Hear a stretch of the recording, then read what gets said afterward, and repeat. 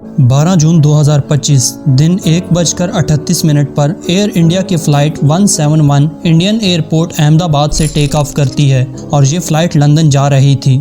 इस फ़्लाइट में total 242 passengers सवार थे, जिनमें से 169 इंडियन, 53 ब्रिटिश नेशनल, 7 पुर्तगाल के और 1 कनेडियन नेशनल सवार था और इन्हीं में 12 क्रू मेंबर्स भी यानी कि जहाज़ के अमले के लोग भी थे। इस जहाज़ के पायलट का नाम सुमेध सब्रवाल और इनका फ्लाइंग एक्सपीरियंस 8200 घंटे का था और जहाज़ के को पायलट का नाम क्लाइव कंदर था और इनका फ्लाइंग एक्सपीरियंस भी 1100 घंटे का था। जहाज़ 1:39 पर रनवे छोड़ता है और जैसे ही जहाज़ 625 फीट की बुलंदी पर पहुंचता है तो पायलट की तरफ से कंट्रोल रूम को मेडे कॉल इशू किया जाता है। Immediate help is needed.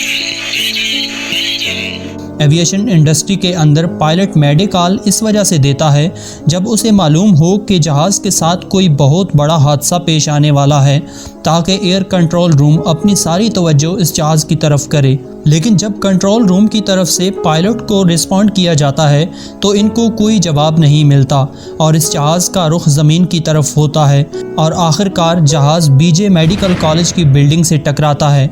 Gujarat और पूरे इंडिया में ये बहुत मशहूर कॉलेज था।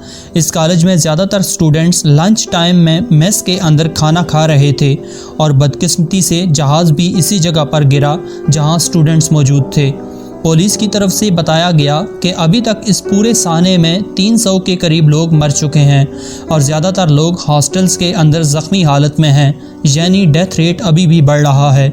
जहाज़ के अंदर 242 में से 241 मुसाफिरों की जानें गईं और इसके अलावा 60 के करीब मेडिकल कॉलेज के स्टूडेंट थे जो अपनी जान की बाजी हारे।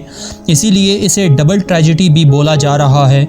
इस वाक़े को इंडिया की तारीख़ में वर्स्ट एयरक्राफ्ट डिज़ास्टर कहा जाए तो गलत ना होगा, क्योंकि इससे पहले इंडिया की तारीख़ में इतना ख़तरनाक वाक़या 1996 में चरखी दादरी में पेश आया था, जहां Saudi airline 763 take off position में थी और कज़ाकिस्तान की फ़्लाइट 1907 इससे क्रैश करती है और इस साने में 349 लोग मरते हैं, जो कि इंडिया की हिस्ट्री का सबसे ख़तरनाक वाक़या था। लेकिन ये दोनों जहाज़ इंडिया के नहीं थे। लेकिन 12 जून को जो वाक़या पेश आया, इसमें जहाज़ भी इंडिया का था और इंडियन लोग भी मारे गए। इसीलिए इसे इंडिया की तारीख़ में वर्स्ट एयरक्राफ्ट बोला जा रहा है। लेकिन सवाल ये है कि दिन दिहाड़े जब मौसम भी बिल्कुल ठीक था तो ऐसा क्या हुआ कि जहाज़ क्रैश कर गया? क्या जहाज़ के मेंटेनेंस में मसला था या जहाज़ के अंदर टेक्निकल फॉल्ट आया या तीसरा रीज़न कोई पायलट एरर हो सकता है? इस सवाल का जवाब जानने से पहले ये जान लेते हैं कि जहाज़ के वो कौन से 3 मुसाफिर थे जो लकीली इतने बड़े साने से बच गए। जहाज़ के अंदर विश्वास कुमार नामी लड़का सवार था जिसकी उम्र 40 साल थी और ये 2 भाई लंदन जा रहे थे। इस शख्स का सीट नंबर 11A था जो कि एमरजेंसी गेट के पास थी और ये सीट इस लड़के ने अपनी असल सीट से एक्सचेंज की थी। इस शख्स के मुताबिक जैसे ही जहाज़ गिरा तो एमरजेंसी गेट टूट गया और मैं जहाज़ से भागकर बाहर निकला और कुछ ही सेकंड के बाद जहाज़ को आग लग गई। No.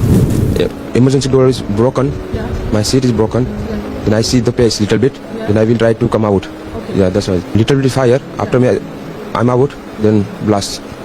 इसके अलावा 2 और ख़वातीन थीं जो कि एयरपोर्ट पर 10 मिनट लेट पहुंची और इनकी फ़्लाइट मिस हो गई, जिनमें एक इंडियन भूमि चौहान नामी लड़की भी शामिल है जिसे बोर्डिंग पास इशू नहीं किया गया। मेरी फ़्लाइट का टाइम था 1:10 का, तो हमें पहुंचते थोड़ा 12:20 हो चुकी थी और 12:10 को एयर इंडिया वालों ने चेक इन और सब कुछ करना बंद कर दिया था।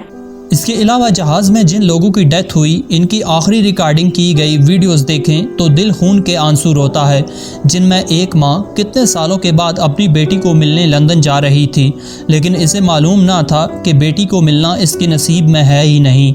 इस औरत ने जहाज़ के अंदर जाते हुए एक वीडियो रिकॉर्ड करके अपनी बेटी को लंदन भेजी, जो कि अभी भी सोशल मीडिया पर वायरल है। और एक लड़की जिसकी सिर्फ 4 महीने पहले शादी हुई थी, अपने खावंद से मिलने लंदन जा रही थी। इसके अलावा ये 2 ब्रिटिश टूरिस्ट हैं जो कि इंडिया घूमने आए थे। ये एयरपोर्ट पर बैठकर गुड बाय इंडिया कहकर अपनी आखिरी वीडियो रिकॉर्ड कर रहे हैं। We are at the airport, just boarding. Goodbye, India. Thank you. Our flight back to England. इसके अलावा जहाज़ में प्रतीक जोशी नामी शख्स की पूरी फैमिली भी सवार थी। ये शख्स लंदन में जॉब करता है और अपनी फैमिली को लेने इंडिया आया, जो कि हमेशा के लिए लंदन सेटल्ड होने जा रहे थे। प्रतीक जोशी ने जहाज़ में बैठकर अपनी फैमिली के साथ सेल्फी ली और सोशल मीडिया पर पोस्ट कर दी। इसके अलावा जहाज़ में former chief minister of Gujarat Vijay Rupani भी मौजूद थे। वाक़े के वक्त जो लोग वहां मौजूद थे, इनका कहना था कि लोग हॉस्टल के ज़ख्मी बच्चों की मदद करने के बजाय वीडियो बनाने में लगे थे। हाँ जी, भीषण आग थी और आग से एसी में ब्लास्ट कर रहा था, तो हमने कोशिश करी 2 बच्चे को बचाने की, लेकिन वो बचा नहीं पाया। लेकिन और सब पेपर वीडियो बनाने में लगे थे। पता नहीं वीडियो का वो क्या करेंगे, मेरे समझ में तो ये नहीं आ रहा क्या करेंगे वीडियो लेकर, जब उन्होंने हेल्प नहीं किया वीडियो का क्या मतलब होता है। टाटा ग्रुप ऑफ कंपनी जिन्होंने ये जहाज़ खरीदे थे, इन्होंने मरने वाले हर पैसेंजर को 1 करोड़ रुपए देने का अनाउंस किया है। सिविल एविएशन के मुताबिक इस साने की तहकीकात हो रही हैं और इस इन्वेस्टिगेशन के अंदर यूके, यूएसए की गवर्नमेंट और बोइंग भी इस तहकीकात में शामिल है। आखिर प्लान के साथ ऐसा क्या हुआ कि टेक ऑफ के फ़ौरन बाद क्रैश कर गया? ये सब एग्जैक्ट तो ब्लैक बॉक्स से ही पता चलेगा, लेकिन 3 से 4 चीज़ें जो कि हर किसी के सामने हैं और समझा जा रहा है कि इनमें से कोई इशू हो सकता है। सबसे पहले ये ख्याल किया जा रहा है कि शायद कोई परिंदा टेक ऑफ के वक्त इस जहाज़ के इंजन से टकरा गया था।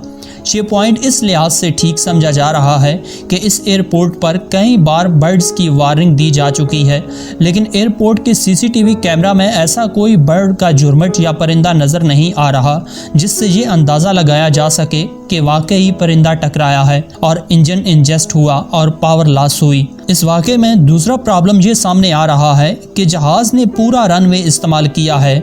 नॉर्मली एक जहाज़ पूरा रनवे इस्तेमाल नहीं करता बल्कि पहले ही टेक ऑफ कर देता है, लेकिन एयरपोर्ट की सीसीटीवी फुटेज में जहाज़ ने पूरा रनवे इस्तेमाल करके टेक ऑफ किया, जिससे ये अंदाज़ा भी लगाया जा सकता है कि रनवे पर ही जहाज़ में कोई टेक्निकल इशू आ चुका था, जिसकी वजह से जहाज़ ने पूरा रनवे इस्तेमाल किया। चूँकि जहाज़ ने अभी अभी टेक ऑफ किया था और एक लंबी उड़ान भरने वाला था, इसीलिए जहाज़ के अंदर फ्यूल टैंक को फुल किया गया और इस जहाज़ के फ्यूल टैंक की कैपेसिटी तकरीबन 1,26,000 लीटर की है। दरअसल जहाज़ का फ्यूल इसके विंग्स के अंदर भरा होता है और इसके साथ ही इंजन भी लगे होते हैं।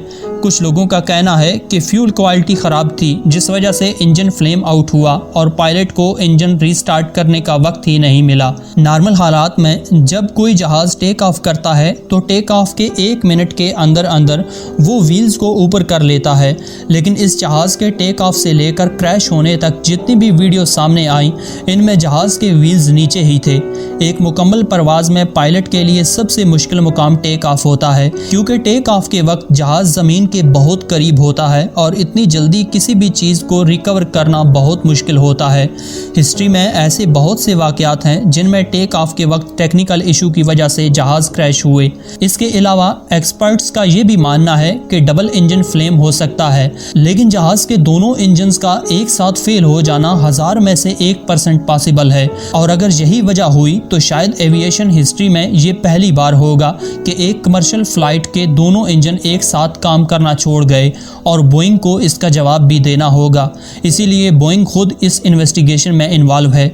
लेकिन जब एक प्लेन का इंजन काम करना छोड़ता है तो ज़्यादा चांसेस होते हैं कि इंजन से धुआं या आग निकलती है, लेकिन किसी भी फुटेज के अंदर जब जहाज़ हवा में था तो ऐसा कुछ भी नहीं देखा गया। इस तरह ये क्लेम भी इलॉजिकल हो जाता है। मुख्तसर ये कि इस हादसे के बारे में अभी तक थ्योरीज ही मौजूद हैं, लेकिन असल में जहाज़ के साथ हुआ क्या है ये सब ब्लैक बॉक्स ही बता सकता है। जब ये वीडियो रिकॉर्ड की जा रही है तब तक ब्लैक बॉक्स तो मिल चुका है, लेकिन अभी तक ये नहीं बताया गया कि ब्लैक बॉक्स से क्या मालूमात मिली हैं। ब्लैक बॉक्स असल में हर फ्लाइट के अंदर एक ऑरेंज कलर का बॉक्स होता है जो आग और पानी यानी कि हर जगह सरवाइव कर सकता है।